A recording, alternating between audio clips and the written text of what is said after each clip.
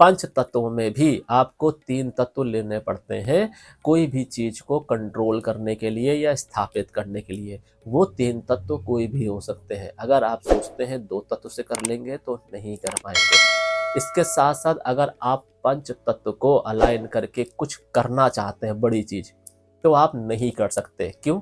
क्योंकि जैसे ही 3 तत्वों के बाद आप चौथा तत्व लेंगे, उसमें से कोई भी 1 या 2 तत्व मिनिमाइज हो जाएंगे, उसकी शक्तियां क्षीण हो जाएंगी।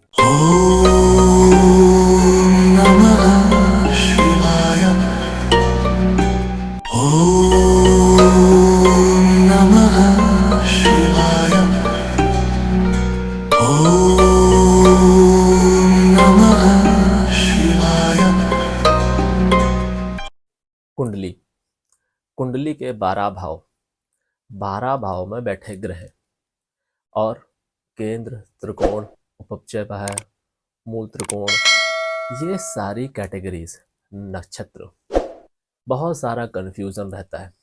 आज मैं आपको 2 चीजें बताऊंगा सिंप्लीफाई वे में कि केंद्र और त्रिकोण किस तरीके से काम करते हैं और इनकी इम्पोर्टेंस क्या है।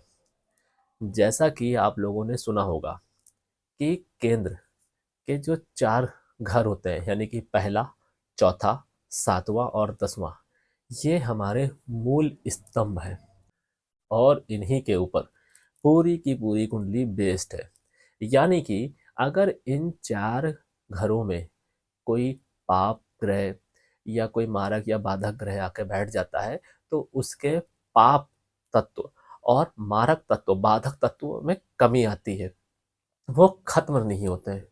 आपने ये भी सुना होगा कि कुछ लोग बोलते हैं कि मारक तत्व, बाधक तत्व और पाप तत्व खत्म हो जाते हैं। खत्म नहीं होते हैं, काफी हद तक कम हो जाते हैं। उसी तरीके से एक होता है मूल त्रिकोण, यानी कि पहला घर, 5वां घर और 9वां घर। ये भी हमारे लिए बहुत ज़्यादा इम्पोर्टेंट है। आज का पूरा वीडियो इसी त्रिकोण को समझाने में जाएगा और किस तरीके से आप अपने केंद्र और त्रिकोण को ही समझकर अपने ग्रहों को अलाइन कर सकते हैं। यहाँ पर यह मैटर नहीं कर रहा है कि आपकी राशि कौन सी है, आपकी दशा कौन सी चल रही है। यहाँ पर सिर्फ केंद्र और त्रिकोण को देखकर ही आप काफी हद तक अपनी कुंडली को समझ लेंगे। Welcome celestial seekers to the cosmic journey where the stars align and destinies unfold. मैं यहाँ हूँ ताकि ब्रह्मांड के रहस्यों के माध्यम से आपको गाइड कर सकूं और ज्योतिष के माध्यम से आगे का मार्ग प्रकाशित कर सकूं।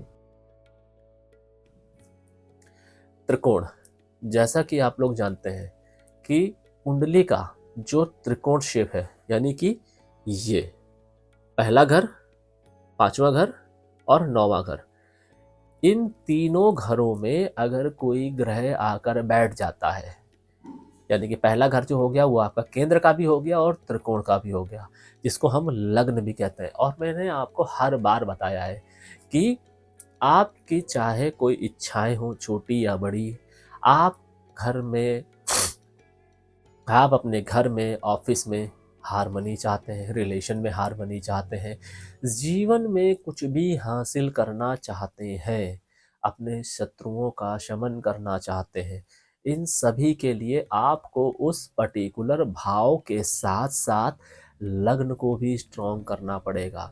अगर आपका लग्न स्ट्रॉन्ग है तो भी करना पड़ेगा। क्यों? क्योंकि लग्न यानी कि आप खुद, आपके विचार, आपकी शक्ति, आपका आत्मविश्वास, इसको सुरक्षित करना होगा। अगर आप इसको सुरक्षित नहीं करेंगे तो आप जो लड़ाई लड़ रहे हैं अपने व्यापार में, वर्क प्रमाइसेस में, शत्रुओं से, खुद से, आप वहां पर हार जाएंगे। आपकी एक चूक और आप खत्म। इसलिए हमेशा अगर कोई रेमेडी कर रहे हैं तो लग्न को लेकर चलना अनिवार्य है। क्यों? क्योंकि जो भी चीजें आप चाहते हैं उसमें सबसे ज्यादा कंट्रीब्यूशन आपका है। कंट्रीब्यूशन फिजिकल, मेंटल और सेटिस्फैक्शन किसी भी लेवल में हो सकती है। अगर वो आपसे किसी भी मॉरल वे में कनेक्टेड नहीं है तो आप वो कार्य नहीं करेंगे। तो इसका मतलब आप जो भी चीजें चाहते हैं खुद के लिए, अपने नियर एंड डियर के लिए, तो उसके माध्यम से आपको भी कुछ ना कुछ मिल रहा है। या तो वो चीज़ डायरेक्ट आपको प्रभाव दे रही है या इनडायरेक्टली दे रही है। दोनों ही सूरतों में इसका पूर्णतया लाभ लेने के लिए आपको अपने लग्न को स्ट्रॉन्ग करना पड़ेगा। अब हम बात करते हैं त्रिकोण। त्रिकोण क्यों? त्रिकोण का जो शेप है, आप देखिए कि जितने भी यंत्र बने हैं, जितने भी तंत्र होते हैं, उसमें त्रिकोण का यूज होता ही है। चाहे वो सात्विक तंत्र हो या तामसिक तंत्र हो, इस त्रिकोण को स्थापित किया जाता है। त्रिकोण ही एक माध्यम है जिसमें इन तीनों ग्रहों को या तीन तरीके की एनर्जीज को कंपाइल किया जाता है, अलाइन किया जाता है। जब इन तीन तरह की एनर्जीज को अलाइन नहीं करेंगे जब तक आप, तब तक आप जो चीज़ चाहते हैं तंत्र के माध्यम से, यंत्र के माध्यम से, वो कंप्लीट नहीं होगी। पंच तत्वों में भी आपको तीन तत्व लेने पड़ते हैं कोई भी चीज़ को कंट्रोल करने के लिए या स्थापित करने के लिए। वो तीन तत्व कोई भी हो सकते हैं। अगर आप सोचते हैं दो तत्व से कर लेंगे तो नहीं कर पाएंगे। इसके साथ साथ अगर आप पंच तत्व को अलाइन करके कुछ करना चाहते हैं बड़ी चीज, तो आप नहीं कर सकते। क्यों? क्योंकि जैसे ही तीन तत्वों के बाद आप चौथा तत्व लेंगे, उसमें से कोई भी एक या दो तत्व मिनिमाइज हो जाएंगे, उसकी शक्तियां क्षीण हो जाएंगी। इसीलिए तीन तत्व लिए जाते हैं। जो मूल त्रिकोण है उन्हीं तीन तत्वों को रिप्रेजेंट करता है, तीन तरीके की शक्तियों को रिप्रेजेंट करता है। इसीलिए हमने आपको अपने एक वीडियो यानी कि तंत्र के एक वीडियो के माध्यम से बताया है कि जिस भी जातक जातिका की कुंडली में त्रिकोण में यानी कि पहले, पांचवें, नौवें भाव में ग्रह है, फिर वो चाहे कोई भी ग्रह हो, मारक हो, बाधक हो, योग कारक हो, या फिर राहु केतु ही क्यों ना हो, तो तामसिक प्रवृत्ति या फिर तंत्र आपके जीवन में आएगा ही आएगा। तंत्र दो प्रकार के होते हैं, सात्विक और तामसिक। ये मैं आपको तंत्र वाले वीडियो में ये कॉन्सेप्ट क्लियर कर चुका हूँ। अभी हम बात कर रहे हैं कि इन तीन अगर त्रिकोण में आपके चीजें हैं तो आपका इंट्यूशन बहुत स्ट्रांग होगा। इस इंट्यूशन को अगर आप अच्छे से मैनेज और चैनलाइज कर ले जाते हैं तो आप जीवन में हर कुछ पा सकते हैं जो आप सोच सकते हैं। यानी कि आपके जीवन की सभी इच्छाएं इसी त्रिकोण में ही समाई हुई हैं। और जब इस त्रिकोण में कोई ग्रह आकर बैठता है तो इसका सीधा सा मतलब है कि आपके त्रिकोण में ऑलरेडी एनर्जी है, बस आपको इन तीन डिफरेंट एनर्जीज को अलाइन करना है। डिफरेंट एनर्जीज क्यों? क्योंकि हो सकता है किसी एक भाव में योग कारक हो, किसी में मारक हो, या किसी में राहु केतु बैठा हो, या फिर ये भी हो सकता है किसी दो भाव में मारक या बाधक हो, एक में योग कारक हो, या फिर ये भी हो सकता है कि तीनों में ही योग कारक हो या फिर तीनों में ही मारक या बाधक हो। तो ये तीन डिफरेंट टाइप की जो एनर्जीज है, इसको किस तरीके से अलाइन करना है ये कुंडली टू कुंडली और उस प्लैनेट पर वेरी करेगा जो प्लैनेट वहां पर बैठा है। और ऐसे व्यक्तियों को या तो स्पिरिचुअलिटी का मार्ग छूना चाहिए। अगर वो नहीं टच कर पाते हैं स्पिरिचुअलिटी को, या वो इतना समय नहीं दे सकते हैं, या उनका रुझान नहीं है, तो वो तंत्र में जा सकते हैं। तंत्र दो प्रकार के होते हैं, एक तामसिक तंत्र और एक सात्विक तंत्र। सात्विक तंत्र भी स्पिरिचुअलिटी का ही एक फॉर्म है, बट इसमें क्या होता है कि आपकी जो पूजा होती है, प्रार्थना, हवन, यज्ञ होता है, इसमें तंत्र इन्वॉल्व हो जाता है, जिसमें मंत्रों के माध्यम से या यज्ञ के माध्यम से, हवन के माध्यम से आप एक एनर्जी को एक्टिवेट करते हैं फोर्सली, और इस एनर्जीज को चैनलाइज करके आप अपने जीवन में हार्मनी लेके आते हैं। वहीं अगर आप तामसिक तंत्र में जाते हैं तब भी आपको ये जरूर सुनिश्चित करना है कि आपके जीवन में जो आपको तामसिक तंत्र करवा रहा है या करवा रही है, यानी कि जो आपका गुरु है, वो शुद्ध होना चाहिए, वो सही होना चाहिए। क्योंकि त्रिकोण में बैठा ग्रह अगर सही तरीके से कंट्रोल में नहीं लिया गया आपके गुरु के माध्यम से या आपके माध्यम से, तो ये एनर्जी आपके जीवन को भी खराब कर सकती है। इस हद तक खराब कर देगी कि हो सकता है कि आपके संचित जो पुण्य है उसका भी क्षय हो जाए। तो इससे आपको बचना चाहिए। तो यहाँ तक आपको समझ में आया होगा कि त्रिकोण की क्या इंपॉर्टेंस है और आपके केंद्र की क्या इंपॉर्टेंस है। इन्हीं त्रिकोण को ही अगर आप लेवरेज कर लेते हैं, अपनी कुंडली उठाइए और देखिए कि आपके त्रिकोण में ग्रह हैं, यानी कि पहले, पांचवें, नौवें भाव में ग्रह हैं। अगर ग्रह हैं तो आप मुझे ग्रह बताइए, मैं आपको बताऊंगा कि आपको कौन से देव की पूजा करनी चाहिए। भैरव से लेके यक्षिणी तक आप किसी भी देव या देवी की पूजा कर सकते हैं। कैसे सिद्ध किया जा सकता है वो भी मैं आपको बताऊंगा, और इनको सिद्ध करके आप किस तरीके से अपने जीवन में हार्मनी ला सकते हैं, आपको अपने विचारों में क्या चेंजेस करना चाहिए, पूजा विधि में क्या चेंजेस करना चाहिए, कौन सी सावधानी रखनी चाहिए, ये सब मैं आपको बताऊंगा। तामसिक तंत्र गलत नहीं होता है, मगर आपका इंटेंशन जो है वो प्योर होना चाहिए। जैसे अगर आप शत्रुओं से सताए हुए हैं तो जरूरी नहीं है कि आप अपने शत्रुओं का नाश करें। अगर आप अपने जीवन में प्रोटेक्शन लेयर इस हद तक बना लेते हैं कि शत्रु आपका चाह कर भी आपका विनाश ना कर पाए, तो वो स्वतः ही नष्ट हो जाएंगे। इससे क्या किया, इसमें आपने तामसिक तंत्र को या सात्विक तंत्र को अपने प्रोटेक्शन में यूज किया है, और आपने अपने पुण्यों में भी इजाफा किया और किसी को हार्म भी नहीं किया, और आपके शत्रुओं का शमन भी हो गया। दूसरा तरीका क्या है? दूसरा तरीका यह है कि अगर कोई भी व्यक्ति आपको तंत्र के माध्यम से, एविल के माध्यम से आपको परेशान करना चाहता है या चाहती है, आपने उसके तंत्र को रिवर्स कर दिया, तो भी आपने उसका बुरा नहीं किया, क्योंकि आपने उसके द्वारा की गई जो ऊर्जाएं हैं या आपके ऊपर जो किया हुआ तंत्र है उसको उसके ऊपर ही वापस भेज दिया। उसका इंटेंशन जो खराब था वो आपने उसी के ऊपर डाल दिया। इससे भी आपका कोई अनहित नहीं होगा, बुरा नहीं होगा। बुरा आपका कब होगा? क्योंकि आज के समय में आप ये जानते नहीं हैं कि आपने किसी के साथ गलत किया है या नहीं किया है। अगर आपको इस चीज का एहसास नहीं है और कोई व्यक्ति उसके प्रतिशोध के वशीभूत होकर आपका हार्म कर रहा है और आप भी जाके उसके साथ बड़ी चीजें कर रहे हैं, तो ये आपके लिए नुकसानदायक हो सकता है। तंत्र का यूज सिर्फ हमारे प्लैनेट को अलाइन करने के लिए, हमें जो चीजें चाहिए अपने जीवन को, हमें जो चीजें चाहिए अपने जीवन को सुव्यवस्थित करने के लिए, बस इसीलिए ही तंत्र बनाया गया था। इसके कई सारी कैटेगरीज हैं। फिलहाल अभी हम सात्विक और तामसिक तंत्र के बारे में बात कर रहे हैं।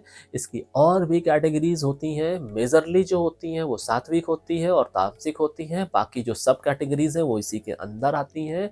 उसके ऊपर हम फिर कभी किसी दिन डिटेल्ड वीडियो बनाएंगे, तब मैं आपको समझाऊंगा कि कौन कौन सी कैटेगरी में कौन कौन से तंत्र आते हैं। इसके अलावा आप समझिए कि आज के समय में आज जिस भी समस्या से जूझ रहे हैं उसके पीछे का कारण क्या है, आपको कारण भी इन्हीं 3 भाव में बैठे प्लैनेट से रिलेटेड ही मिलेगा। क्यों? क्योंकि आपकी जो पूरी जिंदगी है, पूरा जीवन है, वो ये 3 त्रिकोण में बैठे हुए प्लैनेट ही ड्राइव कर रहे होंगे। जैसे 5th हाउस में है तो संतान या आपके जो लव मंस है उनके थ्रू एजुकेशन से रिलेटेड होगा।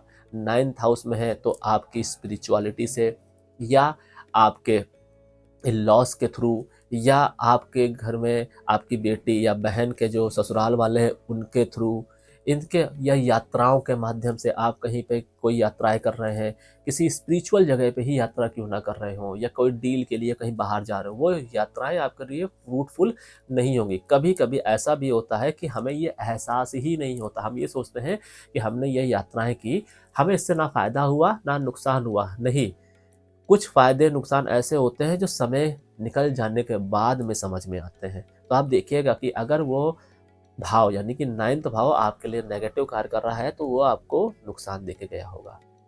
लग्न लग्न में बैठा प्लैनेट अगर आपको नेगेटिव रिजल्ट दे रहा होगा तो आपके चुनाव खराब होंगे। आपके जीवन में कोई अच्छा व्यक्ति आया या कोई भी हो आपके घर में, माता पिता भाई बहन, वो आपके वेल विशर होंगे। आप अपने जुबान के माध्यम से, एटीट्यूड के माध्यम से, कृत्यों के माध्यम से उसको हर्ट कर देंगे और खुद से दूर कर देंगे, जिससे आप अकेले हो जाएंगे और आप अपने जीवन में उलझते चले जाएंगे। यानी कि आप खुद के दुश्मन बन जाएंगे। आप देखिएगा कि इन्हीं तीनों ग्रहों यानी कि इन 3 भाव में जो भी ग्रह बैठे होंगे उन ग्रहों से रिलेटेड और इन्हीं भाव से रिलेटेड ही आपके जीवन में या तो हार्मनी होगी या तो समस्याएं होंगी, उलझने होंगी। अगर समस्याएं नहीं है, उलझने नहीं है, हार्मनी है, तो आप भाग्यशाली हैं। कोई ना कोई व्यक्ति आपके घर में, आपके परिवार में या आपके साथ है ऐसा जो आपके लिए कार्य कर रहा है या कर रही है। और ऐसा लाखों करोड़ों में एक इंसान के साथ होता है। वहीं ऐसा बहुत बार देखा गया है कि आपके सराउंडिंग में ऐसे कई सारे लोग होते हैं जिनकी वजह से आपका जीवन प्रभावित होता है। फिर आप चाहे कितने ही सही हो, कितने ही गलत क्यों ना हो, चाहे आपका एक्शंस उनके लिए खराब हो या ना हो, लेकिन उन लोगों की वजह से आपका जीवन प्रभावित होगा ही होगा। और आप चाहे कितने ही सही हो अपने घर परिवार के लिए, समाज के लिए, सभी के लिए, लेकिन अगर वो भाव अच्छे नहीं हैं तो उनके माध्यम से आपका जीवन अवश्य प्रभावित होगा नेगेटिवली, और इससे आप परेशान रहेंगे। इससे रिलेटेड अगर आपको रेमेडीज जाननी है, आपके जीवन में जो समस्याएं हैं, हमें कमेंट के माध्यम से बताइए। एनालाइज कीजिए, कुछ काम आप खुद भी कीजिए।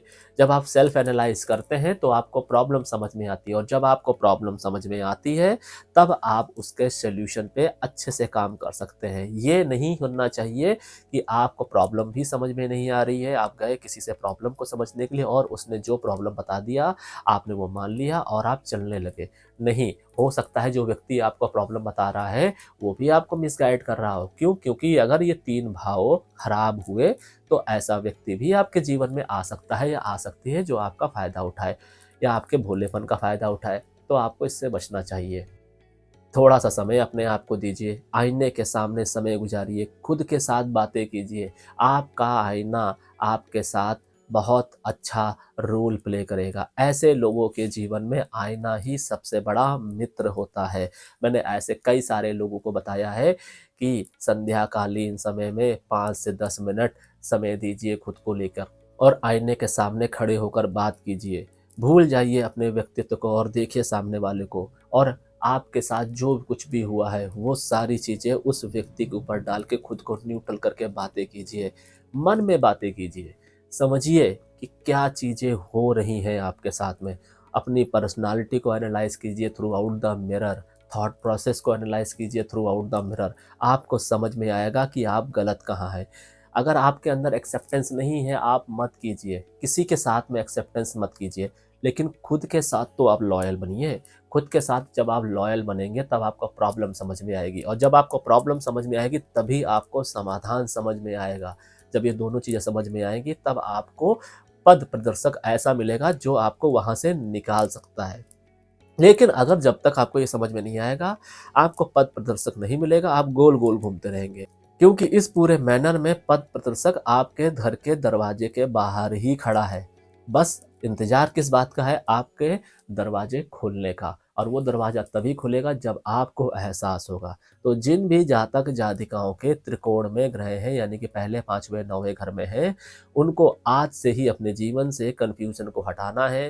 रोज़ कम से कम 5 से 10 मिनट आईने के सामने देने हैं। सुबह-शाम दे देते हैं तो ये सोने पे सुहागा है, नहीं दे सकते हैं तो जब आप सोने जा रहे हों, अपने वॉशरूम के मिरर में या आपके बेडरूम में अगर कोई मिरर हो तो उसमें भी आप जाके, आप मतलब किसी भी जगह के मिरर में जाके अपने आप को थोड़ा-सा समय दीजिए, एकांत में समय गुज़ारिए, अपने आप को देखिए, अपनी पर्सनैलिटी को देखिए और फ़ोरकास्ट कीजिए, फाइंड आउट कीजिए कि क्या कमी रह गई है। जब आप चीज़ों को समझेंगे तब आपको प्रॉब्लम समझ में आएगी, जब आपको प्रॉब्लम समझ में आएगी तब आपको सॉल्यूशन समझ में आएगा, और जब ये दोनों चीज़ें समझ में आएँगी तब आप वो दरवाज़ा खोलेंगे जहाँ पर आपका पद प्रदर्शक खड़ा है।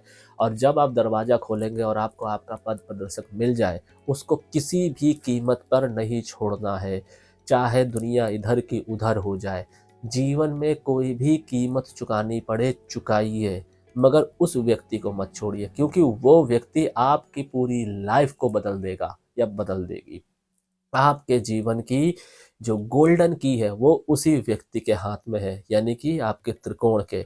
और ऐसे व्यक्ति के जीवन में कोई ना कोई एक ऐसा व्यक्ति मसीहा बन के आता ही है जो उसके पूरी लाइफ को पॉजिटिवली ड्रास्टिकली चेंज कर देता है।